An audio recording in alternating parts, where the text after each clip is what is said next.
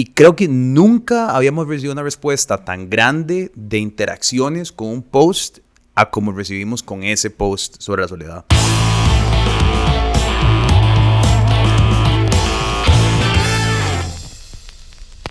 Mae, ve, hoy te pedí que habláramos de una vara que yo empecé a hablar en mi Instagram como a finales del año pasado. Empecé a hacer la pregunta porque empezaron a salir un montón de podcasts y como newsletters y varas de gente hablando de la soledad. Nosotros empezamos a hacer como un par de posts en nuestro Instagram y creo que nunca habíamos recibido una respuesta tan grande de interacciones con un post a como recibimos con ese post sobre la soledad. Después yo puse un story como, de mi cuenta personal. ¿A alguien le interesa que hablemos de esto? Nunca había recibido tanta gente preguntándome o hablando del tema, o como, ¿cuándo van a hablar de la soledad? ¿Cuándo van a hablar de la soledad? Yo me puse a buscar algunos números y encontré, esos en Estados Unidos, pero me imagino que son datos comparables, que el 34% de los jóvenes y personas, adultos, ya medio adultos, de 18 a 35, reportan tener casos severos o sentimientos severos de soledad, y el 73% de la generación Z afirma sentirse solo a veces o siempre. Entonces, primero quiero preguntarte cómo desde una perspectiva médica, clínica, podemos empezar a entender qué es la soledad. Sí, muy bien. Tal vez para ponerlo en términos simples, yo creo que es importante diferenciar estar solo que el sentimiento de soledad, ¿verdad? Y tal vez la clave ahí es como la intencionalidad. Si una persona está sola y desea estar sola y se siente cómoda estando sola, no es lo mismo que la soledad. La soledad es esa persona que desea ser parte de un grupo, que desea estar integrada, que desea tener contacto social, conexiones interpersonales con otros y no sabe cómo, no tiene cómo, no puede. Un poco va por ahí. Hablando un poco de la parte clínica, las consecuencias de la soledad pueden ir desde síntomas específicos y pequeños, ¿verdad? Como sensación de tristeza, sensación de vacío, problemas de autoestima, síntomas de ansiedad, hasta desarrollar cuadros clínicos como depresiones profundas, cuadros ansiosos. Incluso se ha demostrado, se han hecho investigaciones en las que existe una correlación entre la soledad y consecuencias físicas, como aumento en la diabetes, aumento en la presión arterial y en otras cosas así. Entonces, se habla incluso de que la soledad puede llegar a ser hasta un factor de riesgo para la salud general de una persona. Qué interesante. Yo creo que yo lo estaba pensando hoy antes del podcast, decía como, qué interesante como inclusive en la cárcel, una de las medidas más extremas que le pueden dar a alguien de castigo es aislarlo del resto de la población, inclusive en un lugar donde probablemente no querés estar rodeado de mucha de la gente con la que está alrededor. Es más castigo estar solo que estar con gente sumamente peligrosa o indeseable, ¿verdad? Claro. Mira, es que yo creo que el aspecto social del humano, viéndonos a nosotros como animales que somos, ¿verdad?, ha sido un factor esencial a lo largo de toda la historia de nuestra especie. De hecho, la socialización, cuando desarrollamos el lenguaje como especie y empezamos a vivir en comunidades y entre todos cuidábamos a las crías y algunos salían a cazar y otros se quedaban protegiendo a la comunidad y nos dividíamos roles, fue una de las pilares principales que permitió que nosotros avanzáramos tan rápido como especie y diéramos ese salto en la cadena alimenticia como el que dimos.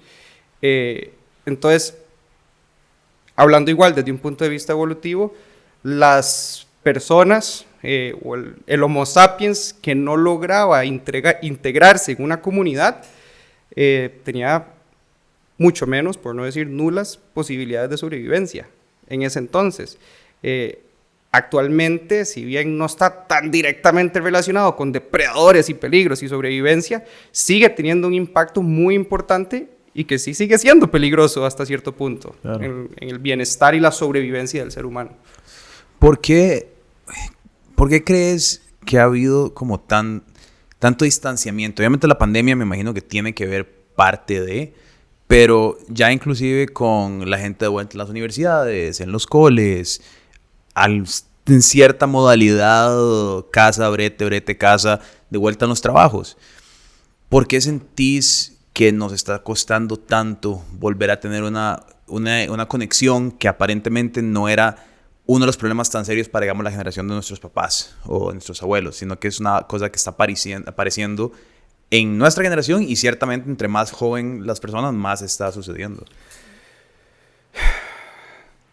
Creo que es una muy buena pregunta. Yo no necesariamente lo relaciono incluso de ninguna manera con el COVID. Creo que esto es algo que ya venía desde antes, de gran manera.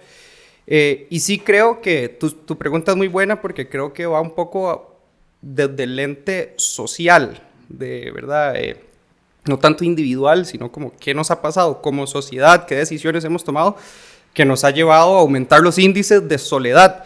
Y creo que acá podemos hablar o puedo mencionar varios factores que han afectado. Primero es el tema de cómo nos hemos desarrollado desde, por lo menos una gran parte del occidente, de economías capitalistas, por ponerlo en términos simples.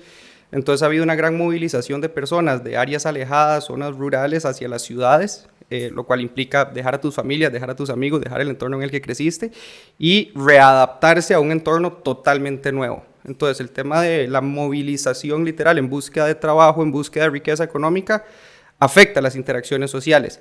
Dentro de ese mismo concepto del sistema económico en el que vivimos, hay un tema de trabajo, ¿verdad? De un horario laboral de 8 a 5, de 8 horas al día, en donde invierto una gran parte de mi tiempo en ser una persona productiva económicamente.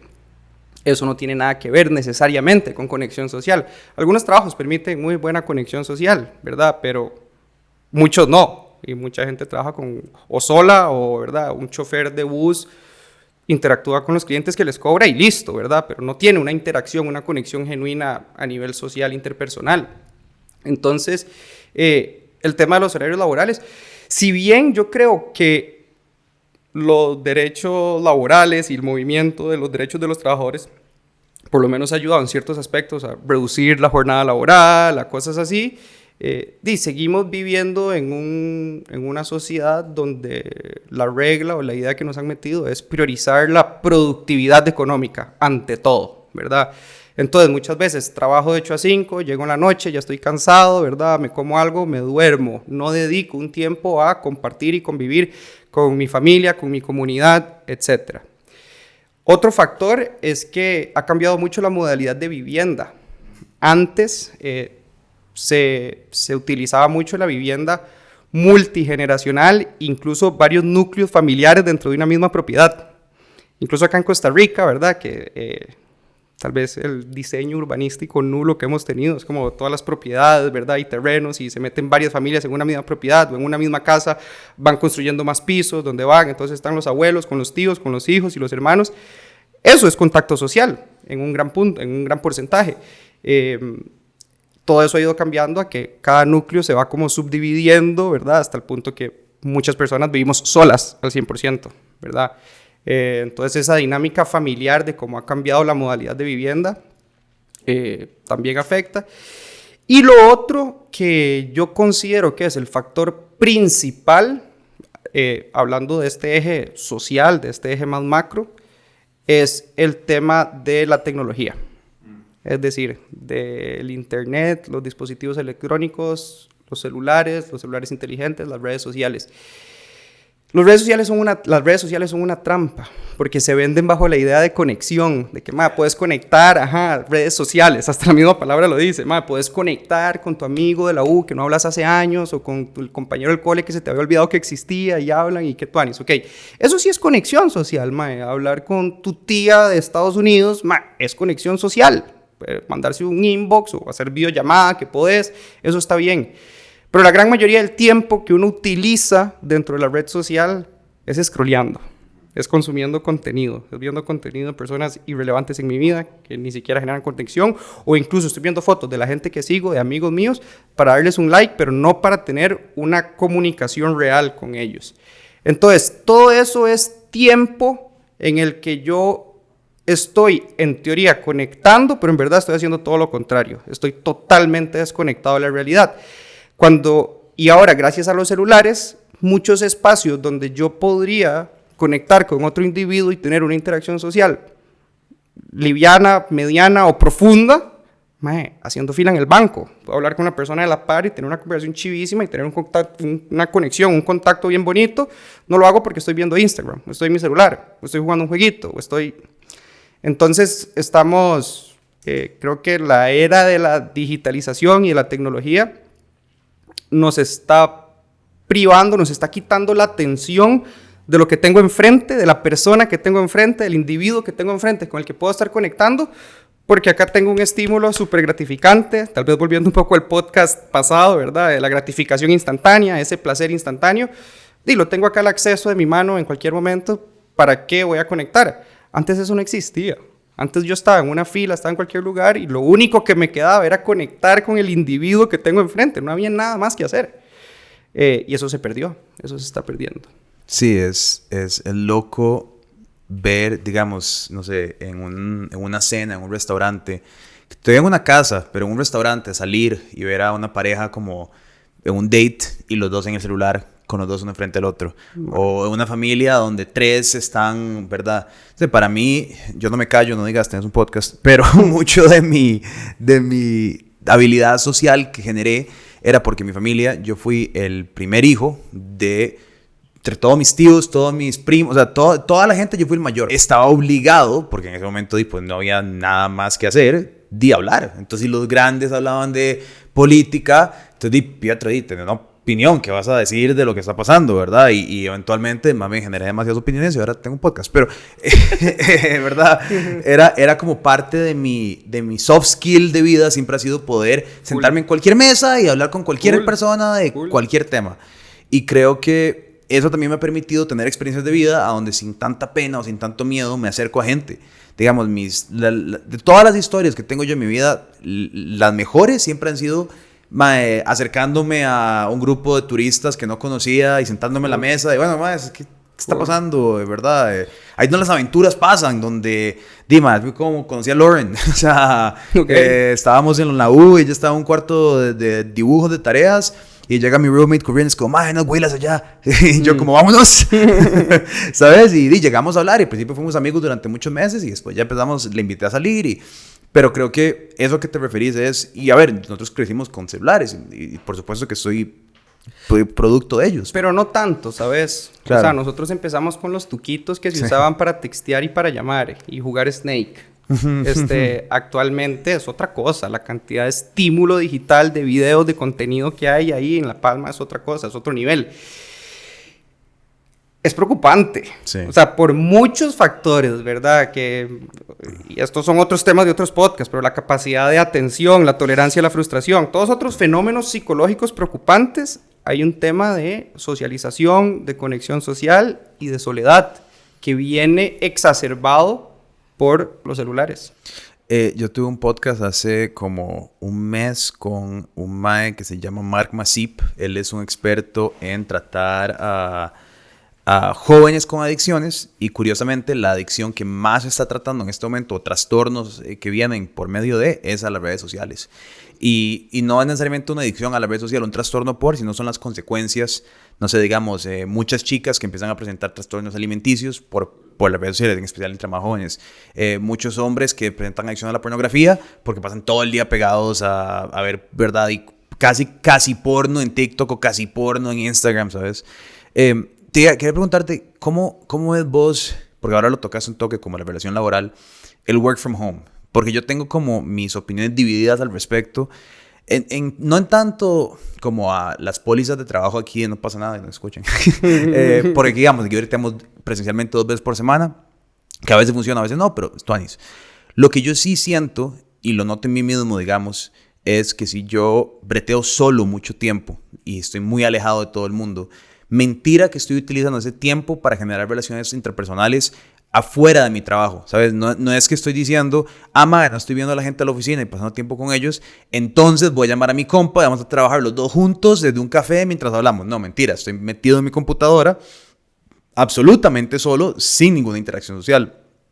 Habrá gente que lo logra, habrá gente que logra reutilizar su tiempo desde casa para generar más conexiones sociales, no sé. Pero en tu perspectiva, ¿cómo has visto? Y tal vez no sé si has tenido casos o gente que te ha llegado con...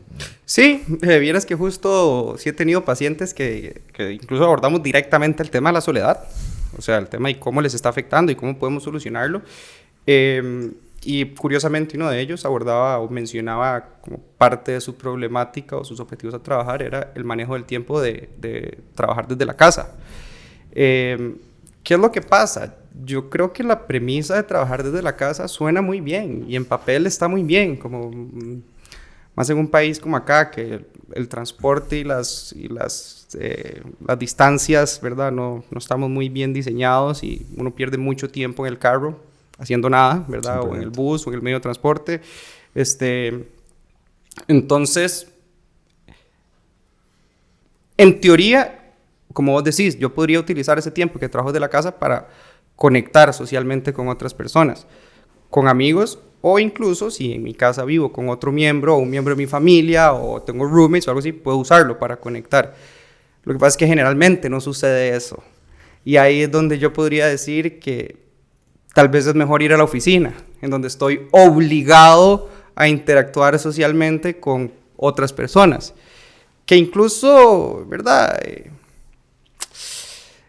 También uno podría debatir o argumentar que las conexiones, la conexión humana, ¿verdad? Como antídoto de la soledad, es conexión entre dos seres, es proporcionalmente, ese antídoto es proporcionalmente más funcional y más efectivo entre más profunda sea esa conexión.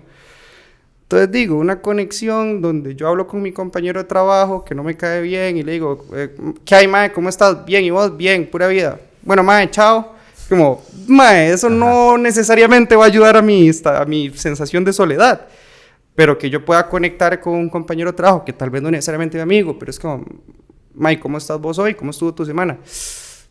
Puta, mae, vieras qué duro, mae, porque, mae, estoy muy estresado con el brete y no estoy durmiendo bien, mae, vieras que me duele la panza y no sé qué voy a hacer, y vos lo escuchás, y luego él te pregunta, ¿y vos cómo estás? Y vos le contás un poco, mae, vieras que estoy tranquilo ahí, estoy pasándola bien, mae, tengo un proyecto difícil, pero, mae, estamos viendo cómo vamos a hacer a crecer, no pasa nada, y no sé qué, y, mae, ese espacio de 5 minutos donde se hablaron y conectaron con honestidad, con apertura, es valiosísimo.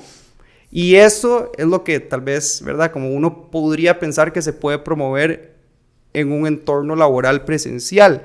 No se garantiza, no es garantizado. Entonces, si vos me preguntas a mí, ¿qué es mejor para combatir la soledad? Si work from home, trabajar desde la casa o trabajar presencial, no hay una respuesta concreta porque no depende del espacio, ni del lugar, ni las personas con las que estés. Depende mucho más de la intencionalidad con las que vos te comuniques y te integres con las personas que tenés alrededor.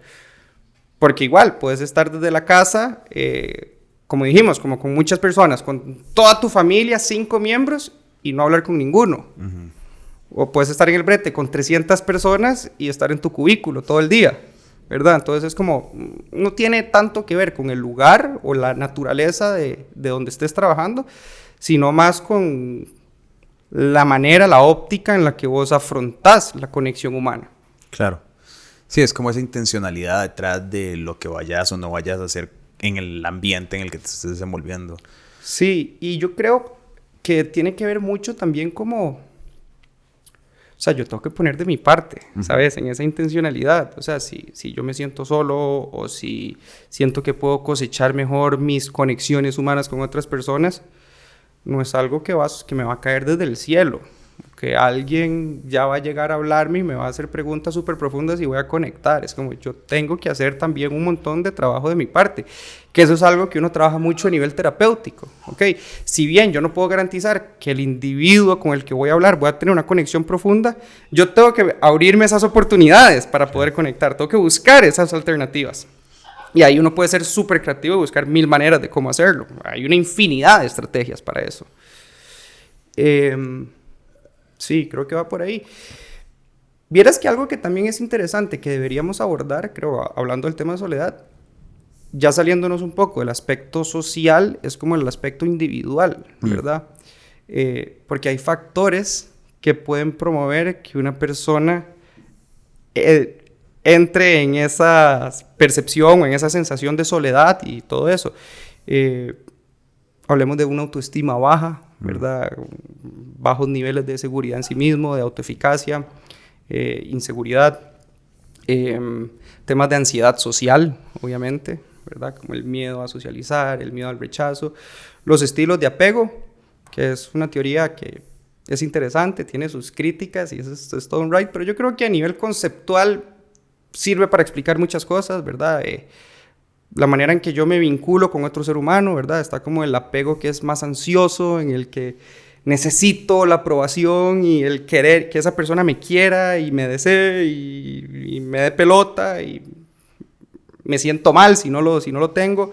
El apego más evitativo, donde no me interesa, ¿verdad? Prefiero cerrarme, prefiero aislarme, que ahí hay otros factores subyacentes de por qué una persona tiene apego evitativo. Y está, de verdad, como el sano, que es como apego seguro, o podríamos llamarle como no hay un apego como tal insaludable. Esas son algunas cosas que afectan el tema de la soledad, y eso sí se puede trabajar a nivel individual, por ejemplo, en terapia psicológica. Los aspectos sociales que nosotros hablábamos son más un tema de asamblea legislativa y proyectos de ley, ¿verdad? Lo individual sí es algo que en una gran medida está en nuestro control. Tal vez empezando como a detallar un poco, por ejemplo, ansiedad social. Yo creo que ahí, si desde mi experiencia personal, por lo menos es algo como que yo he vivido, ciertamente con los años, entre más... Creo que directamente relacionado por más con mi autoestima, me he sentido entre más propiedad de la persona que creo que soy y más seguro soy de mi propósito en la vida y como mis opiniones y cómo me veo, cómo me he visto, entre más me he definido como más como individuo, creo que menos ansiedad social he tenido. Sin embargo, mentira que si estoy entrando a un lugar donde no conozco a nadie y tal vez, no sé, tipo, lo invitan a un evento y uno va solo y uno se queda como, ok, ¿cómo le llego a hablar a alguien? ¿Cómo podría uno empezar a entender qué es la ansiedad social, digamos, y qué pasos existen o cómo dirías como, ok, podemos empezar a repensar cómo nos sentimos en esos espacios a donde de entrada tal vez te da miedo siquiera estar ahí o te sentís incómodo, a empezar a decir, ok, no, tal vez me puedo desenvolver un poquito más o puedo empezar a hacer algo en ese espacio? Sí, mira, poniéndolo en términos simples, como la ansiedad social es cuando esa persona siente altos niveles de incomodidad al estar inmerso en una situación que requiere socializar, desenvolverse frente a otros seres humanos, al punto que le genera síntomas de ansiedad, ¿verdad? Y probablemente tiende entonces a evitar contextos donde le toque integrarse socialmente con otros seres humanos. Uno de los principales factores que tienen que ver, que se pueden trabajar desde la terapia cognitivo-conductual, tiene que ver con la manera en que nos autoevaluamos a nosotros mismos, en la manera en que yo defino mi valor como persona. Y acá hay una trampa, y hay voy a hacer patrocinio a un podcast de No Pasa Nada con Alexa, que yo grabé hablando de esto, de lo bueno, lo malo y todo lo demás. Ajá. Que habla de que, bueno, y tal vez lo puedo explicar un poco ahorita de manera más sintetizada, pero a nosotros, a todos los humanos, nos programaron socialmente a definirnos a nosotros mismos, a determinar nuestro valor o definir lo que somos nosotros como seres humanos, dependiendo de una serie muy diversa de factores, 1000 cosas. O sea, que si, ¿verdad? Depende a quién le preguntes y depende de lo que te programaron a vos, pero que si tus estudios, que si tu dinero, que si haces cosas buenas, que si decís la verdad, que si tomaste buenas decisiones hoy, que si trabajaste mucho, que si... una lista infinita de factores, cualidades o comportamientos que definen el valor de un ser humano. Tal vez, en resumen, es como el éxito de los comportamientos de un ser humano definen su valor. Si una persona tiene comportamientos buenos, es buena. Si una persona tiene comportamientos malos o equivocados, es mala. Y ese modelo de evaluar lo que soy yo, y ojo que también lo hacemos con los demás, también evaluamos a los demás humanos que tengo alrededor, también se relaciona mucho con el tema de la aprobación o desaprobación. O sea, que si la gente me evalúa a mí de manera negativa, yo lo compro como que es verdad. Es como, ¿será que estoy mal yo, verdad? Estoy mal. O si me evalúan positivamente, me siento como un crack. Se me sube mi valor. A nivel conceptual, el tema de autoestima, y ojo que yo he usado esta palabra, la tengo muy programada, pero a nivel conceptual la autoestima es un producto de este paradigma de que yo puedo estimar, definir, evaluar lo que soy yo como ser humano. Entonces sigue siendo el paradigma de medir, cuantificar Ari Fishman como persona, ¿ok? Si Ari hace cosas buenas, entonces Ari se va a estimar de manera positiva a él mismo, globalmente como persona, y va a tener una autoestima alta. Si Ari se equivocó en ciertas varas, Ari se va a estimar a sí mismo de manera negativa y se le va a caer el autoestima, se le va a bajar. ¿Cuál es el problema? Que todos los humanos vamos a fallar, que todos los humanos nos vamos a equivocar y vamos a tomar malas decisiones y vamos a hacer cosas equivocadas, malas, negativas. A todos los humanos nos van a desaprobar también. Ni el más cool, ni el más inteligente, ni el más guapo va a tener la aprobación del 100% de todo el mundo. Entonces, si mi valor está asociado al éxito de mis comportamientos o a la aprobación de la gente, tarde o temprano siempre se me va a caer. Es un castillo de arena súper frágil. Por eso el concepto de la autoestima es como, yo digo con mis pacientes, cuando me dan permiso de decir malas palabras, usted ya me dio permiso la vez pasada, es como, fuck la autoestima, ¿me entiende? Fuck ese concepto, no hay que medirse a uno mismo. Yo puedo medir aspectos específicos, comportamientos específicos míos. Yo puedo decir, pucha, tuve un comportamiento tonto el otro día, qué cagada. Pero eso no significa que yo soy un tonto. Tuve un comportamiento tonto y quiero mejorarlo, y quiero cambiarlo, está bien, pero eso no tiene nada que ver con lo que soy yo. ¿Cuál es la alternativa entonces? La alternativa se llama, ojo, no es autoestima positiva, es desprenderme del modelo de la autoestima y de evaluarme a mí mismo. Se llama autoaceptación incondicional, en el que yo soy yo, un ser absurdamente complejo, con millones de comportamientos a diarios, trillones de decisiones, y a ver, y si nos ponemos más filosóficos, somos decisiones, actitudes, pensamientos, emociones, un cuerpo con millones de características y células y sistemas, una conciencia, ideologías, todo eso es parte de lo que soy yo. Entonces, tratar de reducir todo eso en un aspecto, en una evaluación, es absurdo. Entonces, dentro de esa complejidad, yo simplemente me acepto a mí mismo como algo que no puedo medir, que es incondicional, que es neutro. No es ni positivo ni negativo, es neutro. Yo soy yo.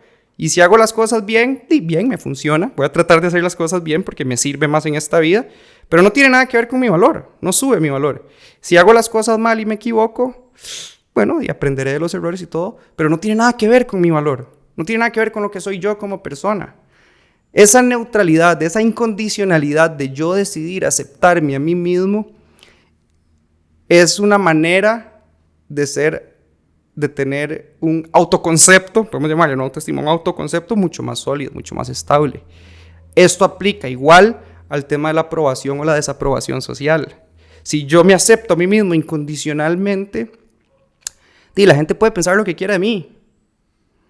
Pero yo sé que estos juicios de las otras personas, como ellos me evalúen a mí, como ellos piensen de mí, no representa nada literalmente, realísticamente de lo que soy yo.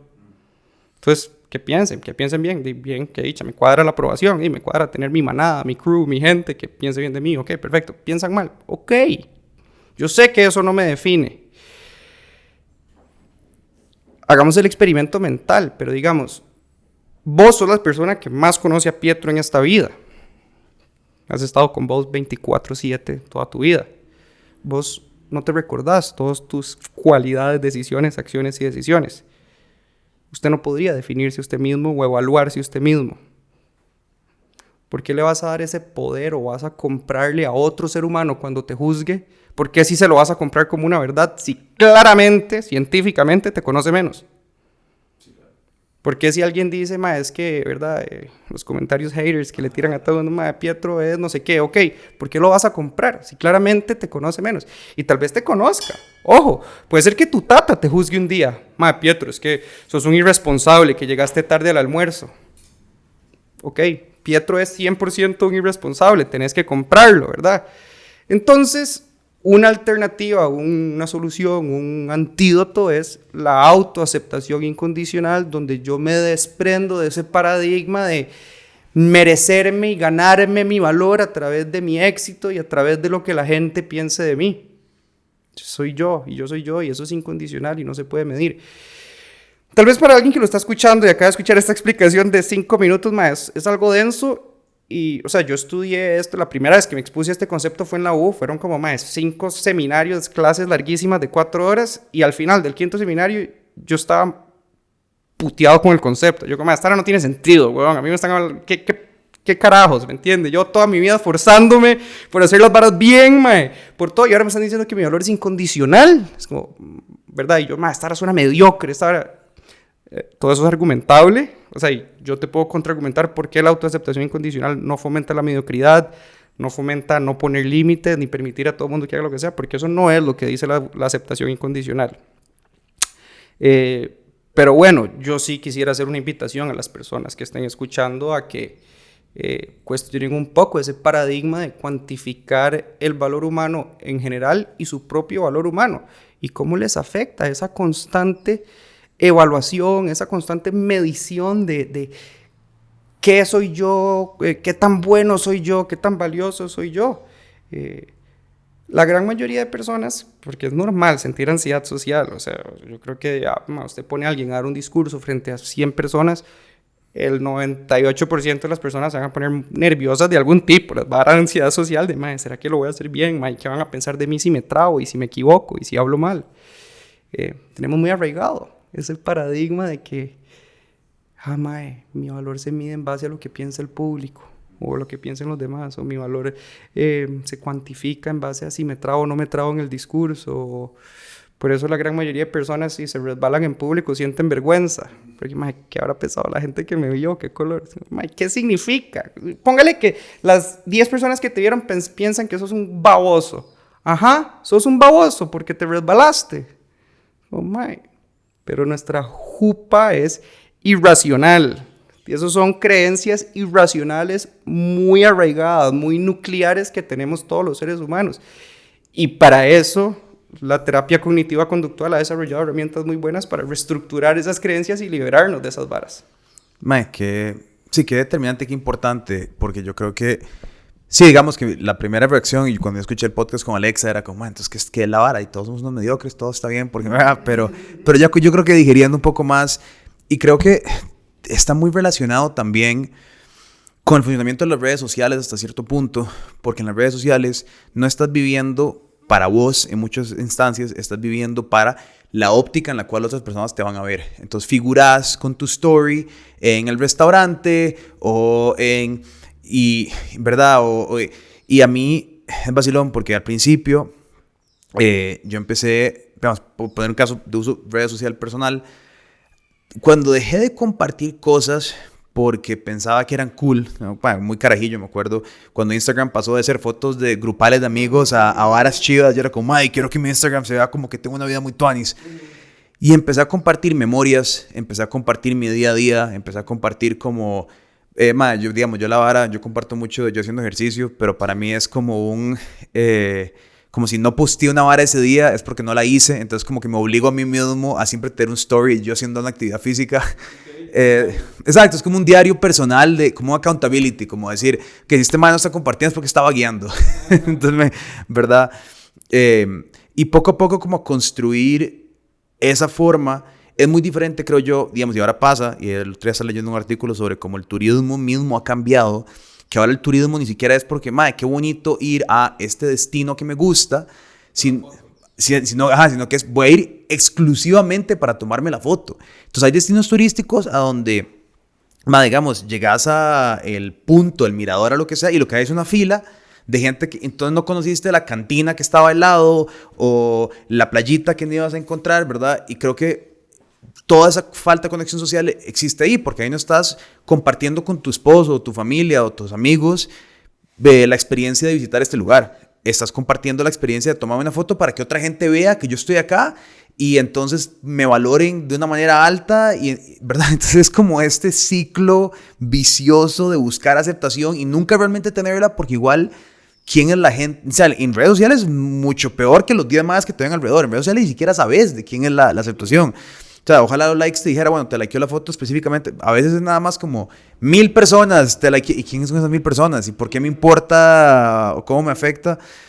Entonces sí, yo creo que remodular en la cabeza de uno qué tan importante posiciona uno el valor de las opiniones de los demás, te pueden ayudar a perder tal vez hasta ese miedo de si voy a hablar y me pelo el culo y digo una tontera, entonces nada más llega a hablar, y si a la gente no le gustó lo que tuviste que decir, ok, no les gustó lo que tuve que decir, mi opinión es una estupidez y ya, ¿no? Creo que por ahí, y si estás muy apegado a ese formato de todo lo que tengo que decir tiene que ser suficientemente agradable para generar seguidores y generar likes y generar interacciones y que mis amigos piensen que soy muy cool, aún más creo que estás cambiando tu cerebro para como agradar a los demás, o sea, de manera algorítmica. Sí, 100%. Tu análisis, que como lo enlazas con las redes sociales, sí, estoy de acuerdo, ¿verdad? Como esas redes sociales al final siguen utilizando mucho ese paradigma de definir mi valor en base a la aprobación o los likes o lo que la gente ve de mí o lo que yo veo de la gente. Pero incluso yo aterrizo esto de la no aceptación incondicional, de juzgarme, de el autoestima, ¿verdad? Como un concepto equivocado, a que si yo a la hora de hablar con mi colega en el brete estoy buscando desesperadamente la aprobación de él y que él piense bien de mí, que se ríe de mi chiste y que me dé pelota, probablemente va a ser difícilmente va a haber una conexión profunda. No es una conexión auténtica ni honesta. Y si sí lo fuera, difícilmente va a suceder como de manera provechosa una conexión real, una conexión humana. Estoy yo siendo una máscara o proyectando, tratando de ser algo de ser que yo no soy. Entonces es mucho más valioso, ¿verdad? Como desde la aceptación incondicional, ser yo mismo y conectar con los que pueda conectar, y habrá gente con la que no podré conectar, pero con las que sí conecto de manera genuina, porque soy yo, soy auténtico. Entonces, sí, creo que las redes sociales son esa tierrita fértil para crear autoestimas, que tal vez decir autoestimas frágiles es redundante, porque ya el concepto de autoestima, como expliqué, es frágil en sí mismo. Y eso nos afecta nuestra capacidad de ser auténticos, y eso nos afecta nuestra capacidad de conectar con otras personas, y eso nos afecta nuestros niveles de soledad. Ahora hablamos un poquito sobre comunidad y como antes quizás vivíamos más en comunidad, en especial la forma que nos relacionamos, y ahora te quiero preguntar específicamente sobre como esta presión social de no vivir con núcleos familiares, y podemos hablar de eso, pero antes de eso, es un poco controversial, pero no tanto. ¿Qué pensás de estas nuevas tendencias de subnichos comunitarios que están saliendo? Retiros para maes que están como flotando en el agua. No sé, es que hay un meme el otro día que lo vi que era genial. Era como un grupo de como de 15 maes flotando en el agua. Todos como que gritaban entre ellos. Era una vara muy tanis. Pero como estos subnichos de comunidades como que se empiezan a generar. Lo más parecido que podría decir yo es que son como fraternidades, pero también pasan las mujeres, entonces son como sororidades. Yo estuve en una fraternidad en la universidad, entonces ¿quién soy yo para juzgar? Pero... exacto. Momentos oscuros. No, era muy vacilón. Pero sí, o sea, no sé. Creo que la reacción que hay ahorita a como esta falta de comunidad es empezar a crear comunidades, grupos artificiales, ¿verdad? Yo no sé si siempre son positivos necesariamente, no sé si siempre, no diría que tampoco son negativos, no sé, o sea, no soy parte de ninguno para juzgar ni analizar, pero tal vez vos no sé qué pensás de todos esos subgrupos, nichos, varas que están apareciendo por todo lado. O sea, en términos generales, ¿verdad? Considerando que la conexión social es súper relevante para nuestro bienestar, que es sentirnos integrados, sentirnos parte, pertenecer a un grupo de personas, es una necesidad humana universal que todos tenemos. Entonces, que estemos tratando de buscar esos espacios o creándolos, como creo que dijiste, artificialmente. Sí, no importa, ok, creemos un grupo de... tu club de jiu-jitsu es uno de esos, ¿verdad? Y a lo que yo veo es bastante sano, puedo saber, ¿verdad? Sí. Entonces, ¿qué te puedo decir? Los más que me jenguean los domingos a las 8 de la noche, todos los domingos se reúnen y después van por una birra, eso es una comunidad, eso es un grupo, ¿ok? Ahora, no todas las comunidades en sí mismas son sanas y son funcionales. Más que nada porque hay muchas que parten de premisas más bien que buscan la desconexión humana. O sea, que buscan desintegrar, desconectar. A ver, cuando estabas hablando, una que pensé como muy obvia es como, no, claramente hay comunidades que no están bien, y Ku Klux Klan bueno, es una comunidad, ¿verdad? Es como, claramente esa vara no está tuanis. ISIS. Exacto. Y esos más tienen full pertenencia. Esos más se sienten parte del club y satisfacen su necesidad de pertenencia muy fuertemente y a través de estrategias muy agresivas, ¿verdad? Muy irrespetuosas, violentas y así. Eso existe también, digamos, por ejemplo, hay muchas, por lo menos yo he visto, y acá en Costa Rica he visto, estos clubs, o no sé cómo se llaman, estas fraternidades de maes que hablan de despertares espirituales y libertad financiera, y unas varas ahí súper bizarras, y que al final, están promoviendo, por ejemplo, un montón de estereotipos machistas. Están propagando un discurso clasista, ¿verdad? Entonces, y es como, ok, o sea, puedo respetar un montón la necesidad humana de pertenencia de esa gente, eso lo puedo entender, puedo conectar con esa necesidad que ellos tienen, no puedo conectar ni comparto para nada la estrategia en que utilizan agresividad, irrespeto, complejos de dominancia y de superioridad para satisfacer su necesidad de comunidad y de pertenencia, ¿me entendés? Pero de vuelta, tu club de jiu-jitsu en buena hora, y los que me jenguean, y los que se reúnen a un club de lectura, y los que tocan guitarra juntos, y las bandas, y N cantidad de comunidades, en buena hora, sigamos que sigan existiendo, y si ocupamos crearlas artificialmente, sigamos creándolas, eso está bien. Sí, con ese, digamos, asterisco de ¿verdad? No al Ku Klux Klan. Sí, exacto. Sí, es interesante, porque sí creo que en ese vacío se pueden generar, como decís vos, varas muy positivas y varas muy negativas del otro lado, ¿verdad? Y a donde creo que además en ese espacio de aceptación, que alguien te acepte, puede ser un espacio tan vulnerable en el que vos querés pertenecer, que querés ser parte de, que te puede agarrar un grupo que puede ser positivo y te puede llevar a un montón de horas, o un espacio muy vulnerable te puede llevar a actos terroristas. Que ese es mi problema en gran parte con estos grupillos, por lo menos los que yo he visto, estas fraternidades de maes que hablan de libertad financiera y no sé qué. Facturar. A facturar, $20,000 al mes y no sé qué, y es como... ¿Quién pudiera? Muchas veces agarran gente en una situación emocional o financieramente vulnerable que está buscando satisfacer su necesidad de estabilidad económica, le cobran una mensualidad, porque al final es un negocio, ¿verdad? Sí, claro. Esas fraternidades, esos maes están haciendo plata a través de ese club, o sea, no está hecho meramente por la conexión humana. Entonces, sí, yo lo veo como que muchos de esos modelos se están aprovechando. Esa es Mila que quiere hablar en el podcast. Mila quiere pertenecer. Sí, vamos a pertenecerla porque si no, no va a dejar de joder. Ok. Ahora sí pertenece. Exacto. Entonces sí, ¿verdad? Creo que eso no es la verdadera comunidad. Igual que yo te podría decir, digamos, que las instituciones religiosas que en verdad buscan conectar y generar comunidad a través de una misma visión espiritual de cómo entienden el mundo y cómo entienden la vida, no hay nada de malo.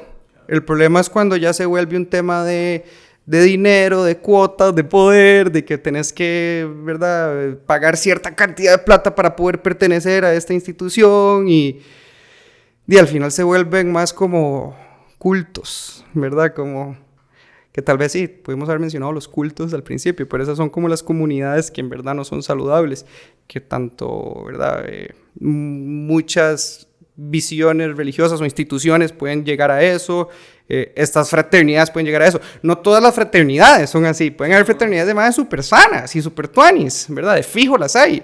Las que yo he visto propagandeadas es como son otra vara, pero sí, yo creo que hay que tener cuidado, ¿verdad? Como no caer que por mi necesidad de pertenencia voy a pertenecer a lo que sea. Sí, yo creo que también hay como esta, y ya hablando un poco como de ese tipo, ese estereotipo, empieza a haber como este meme como de el lone wolf, ¿sabes? Como monk mode, yo voy a estar solo contra el mundo y a mí sale como, voy a desaparecer 30 días y cuando vuelva a aparecer ustedes van a ver quién soy yo. Y yo soy tan anti eso, o sea, no sé, creo que todo lo bueno que ha pasado en mi vida lo he logrado con otras personas. Correcto. O sea, mis amigos, el equipo que tenemos. Que incluso hasta cierto punto, lo bueno que has logrado solo, se ha sentido más tuanis cuando lo compartís con alguien. 100%. 100%. Ajá. O sea, todo es mucho más... no sé... que estoy entrando para un torneo de jiu-jitsu, curiosamente. Entonces, hablar de la vara con maes, contarles cuál es la estrategia que vamos a montar, ir al evento con amigos. Mae, que no pasa nada, weón. Si fuera, seguro solo yo haciendo videos, es muy diferente tener un equipo de gente con la que puedo contar ideas y pelotear y todo, y le dice a todo el mundo que se calle. ¿Verdad? Eso ha exponenciado mi felicidad de hacer el proyecto, porque el proyecto es todos los días. El proyecto no es cuando en 30 años X cosa pase. El proyecto es hoy y mañana, y el domingo estamos grabando algo. Mae, sí, lo del modo monje y modo solitario y voy a grind y ser yo solo y no distraerme con nada es como un poco exagerado, porque es como asociar que si tengo una red, una comunidad o gente que quiere, gente que amo, son un obstáculo para mi crecimiento. Y es como, man, no, todo lo contrario, ¿verdad? No necesariamente. Ahora, esto me devuelve un poco a la distinción que hicimos al principio de no es lo mismo estar solo intencionalmente a tener soledad, que yo no quiero tener soledad, ¿verdad? Dime, ahora alguien ermitaño que vive en una cabaña y con su huerta y no interactúa con nadie ni con nada y es feliz y vive pleno. Puede ser. No es lo común, ¿verdad? Eso tal vez incluso iría como, va un poco hasta en contra de la programación Homo sapiens, ¿verdad? De mamífero, de que tenemos esa necesidad humana de comunidad y de pertenencia y de ser parte y de ser visto.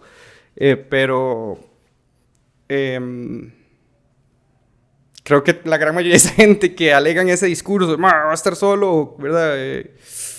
No hay necesidad, o sea, ni siquiera es como el camino para ese desarrollo y crecimiento personal que estás buscando tan desesperadamente. No tiene por qué ser solo. Claro. Puede ser que sea un producto, se me ocurre ahorita, hipotetizando, como puede ser que eso sea una respuesta a que estabas o estás inmerso en una comunidad que va en contra de algo nuevo que estás buscando, ¿verdad? Como, no sé, que todos tus compas toman todos los días, ¿verdad? Y vos querés dejar de tomar y hacer un poco más de ejercicio. Bueno, entonces, bueno, voy a alejarme, ¿verdad? Ok, ahí hay una vara. Pero no significa que tengo que estar solo. Puedo buscar una comunidad de gente que no tome y que haga ejercicio, ¿verdad? Yo creo que ahí eso es todo un tema interesante, porque creo que hay momentos de soledad que es diferente, digamos, a como nunca haber conectado con alguien, o no tener una buena capacidad para conectar con personas, a tener una transición de comunidad, ¿verdad? No sé, que los compas con los que creciste en el cole tenían ciertos valores y cierta forma de vivir y cierta forma, y que vos, porque creciste, porque empezaste a tener un interés en otra vara, te empezás a distanciar. Creo que es un ejemplo perfecto. O sea, no sé, vos tal vez estabas con los compas que lo que les gusta es salirse a enfiestarse y la vara, y vos tal vez sos tipo maratonista que querés levantarte a las 5 de la mañana a hacer 15 kilómetros diarios y... Dima, la verdad es que solo se relacionan para tomar guaro los viernes ¿verdad? Y ver el partido del Sapri.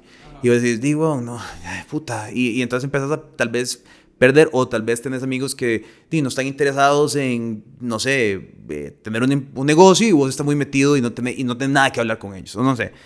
Creo que ahí eso es complicado. Porque pero ahí, es válido, ¿sabes? sí. Como es válido que las personas cambiemos de intereses, que cambiemos de proyectos de vida, que cambiemos de gustos, ¿verdad? A lo que voy yo es como no hay necesidad de hacerlo solo. Exacto. Puedes construir una comunidad en esa nueva visión de vida que tenés, en esos nuevos intereses que tenés. Pero sí, te fijo, y es algo que naturalmente nos va a pasar a la mayoría, y no todos vamos a compartir siempre los mismos intereses y los gustos y los comportamientos y hábitos y visión de vida, y al final tenemos como una parte individual muy compleja, muy cambiante, Claro. que no siempre va a empatar con la comunidad que me rodea en un momento dado de mi vida.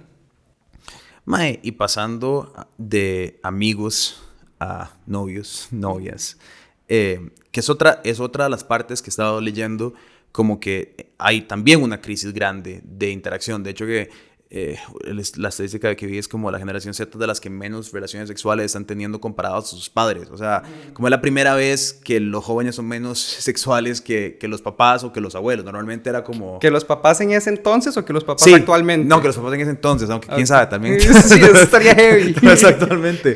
Bueno, de hecho que interesante, eso es un fun fact diferente. La comunidad con más enfermedad de transmisión sexual en Estados Unidos es el retiro de ancianos más grande de Estados Unidos, que se llama The Villages, donde viven 50,000 personas de más de 65 años. Y es donde más promiscuidad y... Pero eso es un tema chidísimo. La sexualidad en el adulto mayor es un chuzo porque es demasiado mito y tabú. Y es como, es muy loco. Yo quiero llegar a... y son super swingers y son super poli. Bien, es un despiche la vara. Libertado, yo he ido a The Villages y es muy vacilón porque la abuela Lauren vive en The Villages. Pero tiene 90 años, entonces creo que no está partícipe de esa vara. No crea. No crea. Pero sí. Pero sí, creo que hay todo un tema, digamos, cuando yo entré a la U acababa de salir Tinder. Era como la primera vez que la vara salía. Ahora ya son casi, ya son casi 10 años desde que Tinder salió, la versión original. Y yo me pregunto, ¿qué tanto habrá cambiado esa forma de relacionarse con las personas? Digamos, yo también he estado fuera del dating pool por muchísimos años, entonces soy cero autoridad para hablar de esto. Pero algo está pasando en el cual le está costando mucho más a la gente joven, pues llegar a tener relaciones amorosas o de pareja con personas de su generación. Sí. Creo que una gran parte tiene que ver con el miedo al rechazo. Que me da miedo ser rechazado. Entonces no me mando, no invito a salir, no hablo, y no solo, ¿verdad? Tinder, escribir o swipear o mandar un chiste o ligar, sino también en un contexto social como, hola, mucho gusto, soy Ari, ¿cómo estás? ¿Cómo te llamas? ¿Verdad? O así, como eso tiene que ver mucho con el miedo al rechazo, que eso tiene que ver con la necesidad de ser aprobado, que eso tiene que ver con la manera en que yo percibo mi valor en base a la aprobación o el rechazo de alguien. Lo que hablábamos ahora de aceptación incondicional.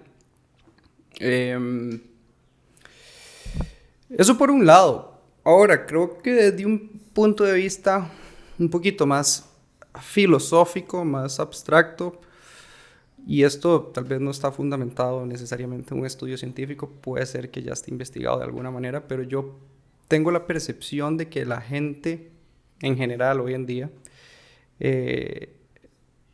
estamos más desconectados de nosotros mismos. A nivel individual, yo de mí mismo, de mis necesidades, de mis sentimientos, de mi cuerpo, empezando por ahí, de mi cuerpo, de mis necesidades, de mis sentimientos, de lo que quiero, de lo que soy. Y ahí pueden haber múltiples factores, uno de ellos siendo los dispositivos electrónicos y la tecnología, que entonces estoy dirigiendo mi atención siempre hacia afuera, buscando estímulos placenteros y gratificación instantánea, y no aprendo a estar conmigo mismo y a observar y a meditar y a sentir mi cuerpo y a sentirme qué necesidad tengo y cómo me siento al respecto. Y bajo esa premisa, y tal vez esto que estoy explicando tiene que ver también con la soledad en general, no solo la soledad romántica o la falta de parejas o sexo, dijiste, ¿verdad? Pero es como una persona que esté desconectada de sí mismo, de su propio ser, de su propia... Esto suena un poco pachamámico lo que estoy diciendo, pero es como, ¿verdad? Se puede fundamentar mucho de la ciencia psicológica, pero es como una persona que esté desconectada de sus necesidades, de sus emociones, de sus pensamientos, difícilmente va a tener la capacidad de conectar de manera profunda con otra persona. Entonces creo que ese es un factor central que aplica para todos los tipos de soledad. Volviendo un toque al tema romántico y sexual, vieras que hay algo con lo que yo hipotetizo, y tal vez me equivoque, pero creo que incluso lo hablé en algún momento con mi grupillo de compas, de mis amigos hombres en ese entonces, que era como que, a ver, yo personalmente creo que el movimiento feminista es una increíble solución a demasiados problemas sociales, obviamente tanto de las mujeres, pero también de los hombres nos afecta mucho, positivamente. Pero creo que a raíz de la creciente fuerza que ha agarrado el movimiento, que está súper bien, ¿verdad? Por lo menos esa es mi visión, estoy muy claro que está excelente, ajá. Creo que los maes a veces como que nos fuimos a un extremo en el que confundimos el respeto, ¿verdad? Como, a ver, tal vez voy a explicarlo diferente. Como antes existía el fucking acoso asqueroso y hablar y, ¿verdad? Y la falta de consentimiento o no respetar un no de una persona o así. Entonces, ahora aprendimos todo esto en los últimos años. Ok, muy bien, ma, eso está mal, eso no se hace así. Pero entonces como que a veces nos fuimos al extremo de, ma, entonces no puedo hablarle a una güila en un bar, ¿verdad? No puedo ir a hablarle, no puedo presentarme porque ya eso es acoso. Y es como, ma, no, ¿verdad? Como, eso está un poco ya del otro, eso no es acoso. No es acoso mientras usted respete el no. Si la persona le dice, no quiero hablar con usted. Y a ver, todo esto lo estoy hablando desde una visión, ¿verdad?, de relaciones heterosexuales. Porque ya en relaciones homosexuales o queer o así sería diferente. Pero en esa visión del hombre que entiende el respeto y el consentimiento y, ¿verdad?, y respeta a todos los seres humanos por igual y así, es como que, madre, pero entonces se exageró, se malinterpretó eso como que, madre, si le hablo una güila o le hago ojitos o le tiro un mensajillo, madre, ya estoy respetándola. Y es como, no necesariamente, eso no es lo que habla, de verdad, los derechos humanos fundamentales de las mujeres. Eso no es un irrespeto. Que usted le hable a una persona no es un irrespeto. Irrespeto es que usted la sexualice, ¿verdad? Inicialmente, o que usted no entienda el no como respuesta, o otro montón de ejemplos, pero eso está mal. Yo creo que por ahí hay como a veces un malentendido porque muchos hombres como que a veces son un poco temerosos de manera innecesaria a la hora de ligar, ¿verdad? Sí, hay un podcast buenísimo que hicimos hace muchos años, Kenneth en su momento, Giri, que tenía este show con Permisa, y yo, en el cual precisamente era como un montón de temas íbamos respondiendo, y uno de los temas que tocamos fue sobre ligar, y fue súper vacilón porque era como, Giri tiene una perspectiva muy feminista, ¿verdad? Y Kenneth y yo nada más le hicimos preguntas como por 2 horas sobre, ok, definamos qué es esto, que estamos en un bus, y llego y fue, ¿verdad? Muchas veces como un poco gracioso de los escenarios que presentábamos y demás, ¿verdad? Exagerados y demás. Pero creo que muchas de las respuestas que en los comentarios era como, que Tony es que sí se estén abordando como estas varas, porque como decís vos, yo creo que sí hay un miedo malinterpretado. Muchas veces, creo yo, falso, como que se exagera la situación, como, entonces, ¿qué? Si le hablo a una abuela, ¿verdad? Claro, es una malinterpretación, ¿verdad? Y creo que, y nada más para meter ahí con la cuchara, creo que si, como decimos, si uno opera desde el respeto y desde la intuición básica, emocional, de leer a una situación y un contexto social, yo creo que uno puede moverse en ciertas medidas. Y de nuevo, también, como decimos, miedo al rechazo. Si tenés 1000 oportunidades con 1000 diferentes personas, toma las 1000 porque de las 1998 probablemente te van a decir que no. Eso no son 1000 con la misma persona una y otra vez. Estás, ¿verdad? Vas a un lugar, tratas con otra persona. Y tanto mujeres como hombres. Yo creo que otra cosa que que empieza a pasar es, bueno, y si los maes no se han tomado tanta acción, también socialmente y culturalmente no es tan común. Pero de ahí, si te cuadra un mae, de anda, hablale. Sí, sí. Que creo que es el mismo miedo al rechazo, porque tradicionalmente, pues, las mujeres no han tomado esa acción históricamente. Pero sí, yo creo que ahí hay todo una, no autoestima, pero de autodeterminación o autoaceptación incondicional, que también es importante, porque creo que si te da miedo aplicar esa perspectiva de que pensarán de mí socialmente con amigos, puta, mucho más fuerte con alguien que tal vez le tiene sentimientos. Sí, que me gusta, exacto. que quiero aparearme, hablando evolutivamente. Entonces, yo creo que ahí es donde quizás es donde está la parte más importante. Sí. De decir, sí, claro, me encantaría medir 1,85 m y estar ripiado y no sé, todas las estupideces que no se le pueda ocurrir, pero soy yo. Entonces, me voy a querer a mí mismo por la persona que soy. Me acabas de abrir, ya tiene otro podcast para invitarme, pero el tema del cuerpo claro. Es heavy, ¿verdad?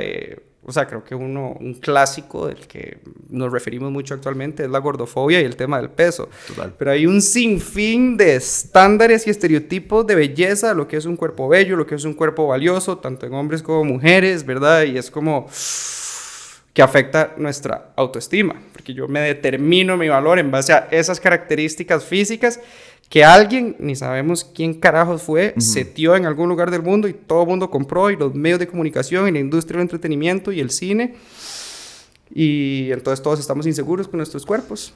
100%. Entonces, ¿qué miedo ir a hablarle a alguien? Porque no le va a gustar mis orejas, o no le va a gustar mi frente, o no le va a gustar mi nariz, o no le va a gustar mi piel, o no le va a gustar mi acné, o no le va a gustar mi panza, y ahí hay todo un tema. Pucha, más que me encanta hablar de esto. Perdón, voy a meter un toque acá, pero es como, mae, similarmente al tema de la autoestima positiva o autoestima negativa, la solución a los problemas de la corporalidad negativa, de que hay cuerpos más malos y cuerpos feos y cuerpos que valen menos, no es la corporalidad positiva, el body positivity, demás. Todos los cuerpos son bellos y todo es hermoso y todo está perfecto. Porque eso también es un poco insostenible y hasta a veces puede ser un poco como irreal para una persona. Como, vos tenés derecho a que haya, no sé, una parte de tu cuerpo en la que no te guste tanto. Por X o Y razón, mae. Incluso hasta un tema funcional. O sea, usted que ahora hace jiu-jitsu, mae, tiene el codo que le está jodiendo, es como, mae, qué verga mi codo, weón, ¿me entiende? ¿Qué? Voy a amar mi codo ahora que me duele todos los días. Es como, mae, no. Volvemos a hablar de un tema de más incondicionalidad, de más neutralidad, una neutralidad corporal, en donde yo acepto mi cuerpo por ser lo que es, una entidad física muy compleja que me permite navegar esto llamado vida, que tendrá sus varas que tal vez no me encantan, pero lo acepto incondicionalmente. No lo amo, no es que es lo mejor, es que lo acepto nada más incondicional. Entonces, se traslapa mucho el tema de autoestima versus autoaceptación incondicional con corporalidad positiva o negativa versus aceptación incondicional de mi cuerpo, neutralidad corporal.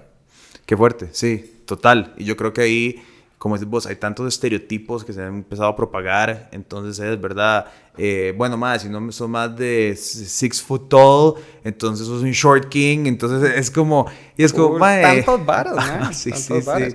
Es más que se me ocurren un montón, man. Hay un estudio heavy, y es que, digamos, el tema de los estereotipos de belleza, al estar sumergidos en una sociedad machista y patriarcal, históricamente ha afectado mucho más a las mujeres. Claro, por supuesto. ¿Verdad? Si vos ves los trastornos de la conducta alimenticia, de bulimia, anorexia nerviosa y así, afectan en una tasa mucho más alta a las mujeres que a los hombres. Por supuesto. Y hay un estudio súper interesante que demostró que desde la invención de la televisión, la tasa de trastornos de conducta alimenticia, esto no sé qué año se inventó la televisión, usted tal vez sabe, como unos 50, 60, o yo qué sé, 70, mae, que ya se industrializó la vara, mae, se duplicó la tasa de trastornos de conducta alimenticia en mujeres y bajó como 6 años la edad en la que empezaba. Wow.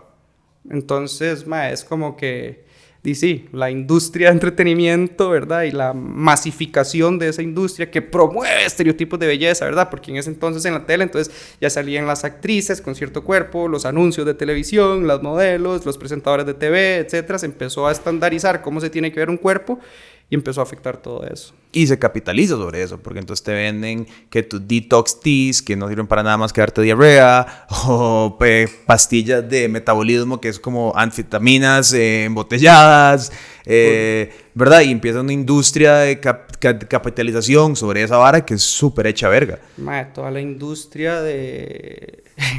el maquillaje, la estética, la medicina estética. Sí, es enorme. La cantidad de cirugías. Cirugía. Aquí hay algo, un fun fact interesante. La cámara del celular, de front facing camera de todos los celulares, tiene que estar hecha en un ángulo muy abierto. Porque vos te pones la cámara acá y entonces tenés como, ¿verdad? Uh-huh. Entonces, cuando vos... Ahora va Mila para donde Ari. Cuando vos te pones... sí. Cuando vos te pones la cámara de frente, normalmente te expande las facciones faciales y amorfa un poco cómo te ves. Claro. A diferencia, digamos, un lente de 35 versus 50, es un 100 a las diferentes. Entonces ahí tu cara se va a ver diferente. ¿Qué hace normalmente? Hace ver que tu nariz sea un poquito más ancha de lo que es si te ves en el espejo. Hay tantos selfies, ahora en la cultura, todo el mundo toma selfies, que se vio una correlación directa entre el incremento de las fotos de selfie en redes sociales y la cantidad de cirugías de rinoplastias en el mercado de cirugía plástica. Wow. Simple, no porque tu nariz ni siquiera es una representación de la realidad, es de la óptica por la cual se diseñó las cámaras delante de los teléfonos. Es una locura, o sea... Eso está full interesante. Entonces es... Pero y volvemos a la no aceptación del cuerpo, ¿verdad? Exacto. De mi nariz, de mi vara. Mae, y el otro día, a ver, vulnerabilicémonos un poco, usted y yo, pero mae, el otro día, hablando de esto con un paciente, ¿verdad? Como debatiendo un poco estas creencias irracionales y así, el tema del cuerpo y todo, yo le hice un poco de reflejo mío de mi experiencia, porque mientras yo estaba explicando mucho de estos conceptos y debatiendo un poco, yo me di cuenta como, shit, mae, yo... Justo hace 2 meses le pedí a mi primo, que es dermatólogo, que me mande un tratamiento para evitar la caída del pelo. ¿Verdad? Y es como, madre, ok, ya estoy combatiendo mis propios estereotipos de belleza que tengo arraigados. De que no me quiero quedar calvo porque X, Y, Z, ¿verdad? Total. A mí me pasa eso con... Dima, mi tata mide 1,80 m y yo no. Y eso es una vara que a mí toda la vida me ha jodido. Porque además mis tíos eran bajitos y toda la vida yo creciendo, el chiste siempre era joder a mis tíos por ser bajos. Y entonces una vara con la que yo, y todavía, y me hace gracia porque a mí, digamos, el otro día me paró un de Multiplaza a tomarse una foto conmigo. No sé qué, yo como buena gente, no sé qué. Y el se me queda viendo y me hace, yo juré que usted era más alto. Y yo como, ¡no, picha! ¡Justo en la inseguridad! Sí. ¿Van a pasar? Ajá. Es eso. Mae, es eso. Entonces, y es real, o sea, yo creo que uno lo tiene y por más que uno diga como que, eso vale verga, no me define como persona, no soy yo, es mentira pensar que tiene cero efecto sobre el ser humano que soy y creo que es un trabajo constante. Sí, requiere mucho brete, ahí, ¿verdad? Es como el apoyo de la terapia cognitivo-conductual funciona mucho para darme a mí herramientas de cómo reestructurar esas creencias que tengo muy arraigadas. Uno puede llamarle a veces hasta creencias nucleares, ¿verdad? De lo profundas en las que lo tengo y lo mucho que las creo. Y sí requiere mucho brete. O sea, por eso es que la terapia cognitivo-conductual a veces, no sé, tal vez en el podcast pasado cuando yo lo explico, lo pinto un poco, ¿verdad? Como una panacea, una solución perfecta y no sé qué. Y es como, no, lo que tiene es mucha efectividad y que está basada en el método científico, pero requiere muchísimo brete y requiere disciplina y requiere hacer tareas y requiere ir a las sesiones y requiere practicar y decidir practicar y... No es que voy unas cuantas sesiones y ya, me acepto incondicionalmente el resto de mi vida. No, eso es una área que usted va a tener que trabajar de por vida, ¿me entiende? Full fuerte. Mae, y para ir como cerrando acá en la soledad, si tuvieras una persona joven que se siente, no está sola por decisión, sino que tiene cierto grado de soledad, no logra conectar con amigos o con personas, ¿qué le dirías para empezar a orientar a esa persona hacia un camino que tal vez los llegue a conectar y dejar de sentirse tan solos? Tal vez lo primero que me gustaría decirle es como que no se sienta solo en la soledad. O sea, entienda que esto es absolutamente normal, que esté sintiendo esto, y que esto se puede trabajar. Hay soluciones, hay muchas soluciones. En ese sentido, si la persona quiere trabajarlo y quiere salir de esos sentimientos y esos comportamientos, pues mi recomendación sería que primero intente acudir y que busque ayuda profesional, ¿verdad? Ojalá de terapia basada en evidencia para que le ayuden y le empiecen a dar herramientas específicas para trabajar y modificar un poco esa emoción no muy saludable y esos comportamientos y así. Sí, sí, total. Creo que ahí es donde uno tiene que empezar a no tener miedo en buscar ayuda y buscar gente que te apoye. Y una vara que no sé si vos te ha pasado o te pasó, es que yo creo que cuando uno empieza a encontrarse qué es lo que no le gusta o qué es lo que no le gusta o empieza a generar una identidad propia, ¿verdad? Creo que me pasó a mí al principio, era como... yo sentía como que yo no era igual a nadie. Como que mis gustos e intereses eran demasiado diferentes y que yo quería tener conversaciones profundas y nadie más las quería tener y mis amigos no me toman en serio. Y estaba súper equivocado. O sea, hay demasiada gente que se parece a mí, que tiene opiniones como yo, que le gustan las varas que a mí me gustan, y que realmente el mundo no está tan lejos como yo pensaba que estaba de otras personas, pero que si no me empezaba a abrir con gente y tomaba el riesgo de decir lo que yo pensaba de un tema o contar una opinión que tal vez yo pensaba que era controversial o diferente, nunca me hubiera dado cuenta que no, hay un montón de gente que ha pasado inclusive por las mismas experiencias que yo pensaba que eran súper únicas a mí y no, hay un montón de experiencias comunes y me logré relacionar con personas que, puta madre, esta vara traumática, horrorosa, solo me pasó a mí. No, le pasó a otra gente. Esta vara, sentido de desilusión con un enamoramiento, solo me ha pasado a mí. No, weón, le ha pasado, ¿verdad? Y yo creo que cuando tal vez nos hemos convertido tan individualistas y tan, ¿verdad? A veces como que sentimos como, y el algoritmo te responde, poniendo las redes sociales en toque, como a tus intereses y tus varas, y solo vas a ver, de pronto tal vez sentimos como que yo estoy solo en este mundo. Y creo que por más diferente que alguien sea, puede venir de otro contexto socioeconómico, de otro contexto cultural, de otro... Puede ser que esas personas tengan más de lo que vos has sentido, pensado y sufrido de lo que vos pensás, ¿sabes? Full, totalmente de acuerdo. Sí, creo que lo del individualismo de fijo es un factor, ¿verdad? Y ahí donde yo, sin ser político y tampoco toda la solución, pero creo que el capitalismo así excesivo ha sido como parte un poco responsable de engendrarnos esa idea del individualismo y la productividad y el crecimiento personal y yo importo y todo para mí, ¿verdad? Y un montón de cosas. Pero... A ver, hay 8 billones de personas en este mundo. Es como, man, las probabilidades están a nuestro favor de que yo conozca gente medianamente similar. No va a encontrar a alguien igual a mí. No va a encontrar a alguien hecho a mi medida. Estoy hablando de románticamente, de amistosamente, de conexión humana. Nadie va a ser hecho a mi medida. Pero sí, si yo voy con apertura, si voy con seguridad en mí mismo, man, las probabilidades de que yo conozca gente con la que pueda conectar de manera profunda, las hay. Hay 8 billones de probabilidades y creciendo. Y vamos para arriba, ¿verdad? Sí. Es como, mae, sí puede suceder. Cuando estabas hablando un poco de eso, ¿verdad? Como de que, mae, encontrar gente súper distinta a mí que yo no me hubiera imaginado, con la que sí puedo conectar, mae, se me vino un recuerdo. Los grupos terapéuticos, la terapia de grupos, una de las evidencias más sólidas que demuestran su efectividad no es tanto el enfoque psicológico que utilicen durante la terapia de grupos, es el hecho de ser en grupos. Es el hecho de que vos compartís con un grupo de personas súper distintas, de distintas edades, de distintas cosas, una misma trastorno psicológico, una misma experiencia de vida, un mismo problema, una misma emoción, un mismo patrón de pensamientos, Y el hecho de compartirlo, el hecho de ver como, mira a esta persona, ¿verdad? Por ejemplo, una de las terapias de grupo más establecidas a nivel mundial son los 12 pasos en las adicciones, ¿verdad? Que son un chuzo y funcionan bastante bien en general Y, mae, aparte de los pasos y las técnicas y la teoría, mae, la premisa fundamental es la comunidad que vos creas ahí, que cuando te metes, mae, te respetan, te tratan como un humano con dignidad y ves como, mae, mira este CEO, ¿verdad? Pichudísima, mae, y que era adicto a la marihuana como yo, mae. Qué heavy. Entonces no está tan mal, mae. Es como normalizarlo, naturalizar la humanidad, compartir nuestra humanidad. Eso es conexión. ¿Existen terapias de grupo en Costa Rica?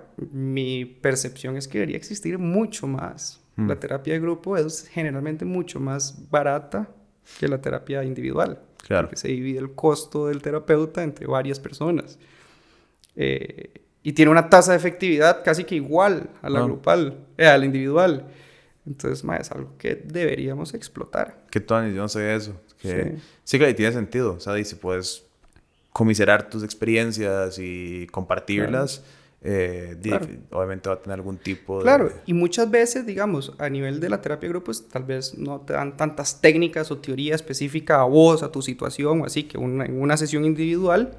Pero el hecho de compartir, el hecho de escuchar situaciones similares y vos poder expresar y que te validen, eso ya en sí mismo tiene un poder terapéutico súper importante. Volvemos a lo mismo, o sea, la necesidad de pertenencia, la necesidad de no estar solo, la necesidad de ser visto, la necesidad de ser escuchado. Entonces, sí, o sea, yo creo que si bien es ermitaño, puede ser que exista en algunos lugares y por ahí vengan algunos que viven muy tranquilos y muy felices, el Homo sapiens es un animal social. Nosotros estamos diseñados para vivir en manada y cuando no estamos en manada se nos deterioran los sistemas físicos y psicológicos.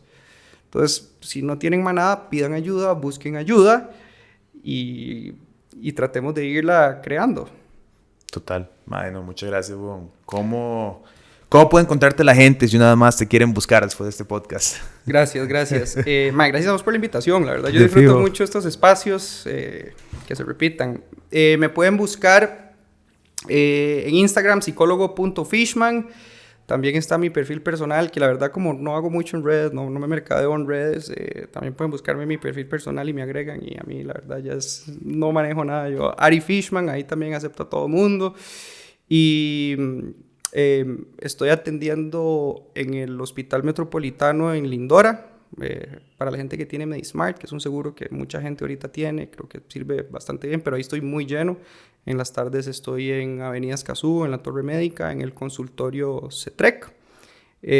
Pueden escribir al 6135-2417 para sacar cita en CETREC y con mucho gusto ahí yo les puedo ayudar si buscan un proceso terapéutico cognitivo-conductual individual.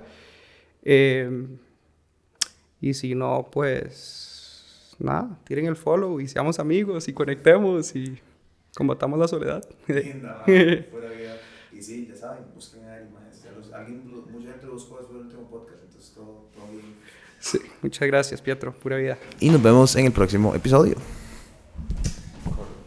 Linda.